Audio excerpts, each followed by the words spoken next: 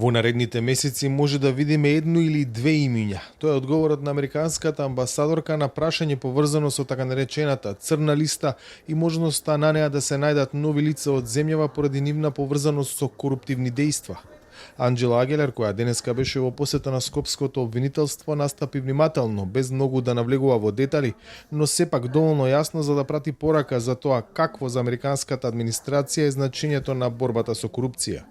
There's not just one list.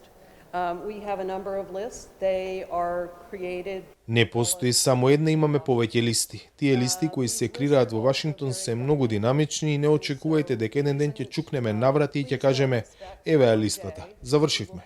Тоа е постојан процес зашто корупцијата и нејзините многу форми се случуваат секој ден. Има лица кои вредат да бидат разгледани. Бидејќи системот во Вашингтон е законски многу внимателен, нему му треба време и истражување на наводните криминали за да се осигураме дека на листата нема да ставиме некој кој таму не припаѓа. Станува збор за процес што се менува и мислам дека во наредните месеци ќе видиме едно име или две и тоа е процес што ќе продолжи. Не застанува тука.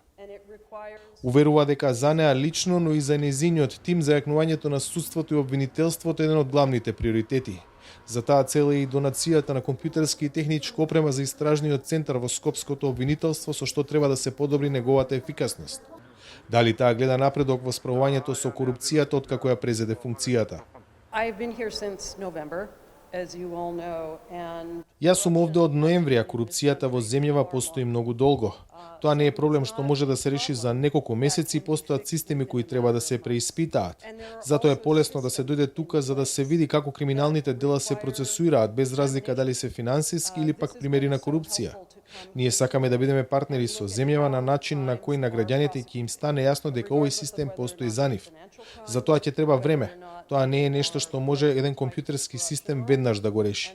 Но ова прашање е приоритет. Јас за време на мојот амбасадорски мандат имам една цел. Тоа е да се осигурам дека јас и мојот тим ќе направиме се што можеме за да ја зголемиме довербата на граѓаните на Северна Македонија во судството. Ако има начини тоа да го направиме, јас ќе сторам се што е во моја моќ тоа да се случи.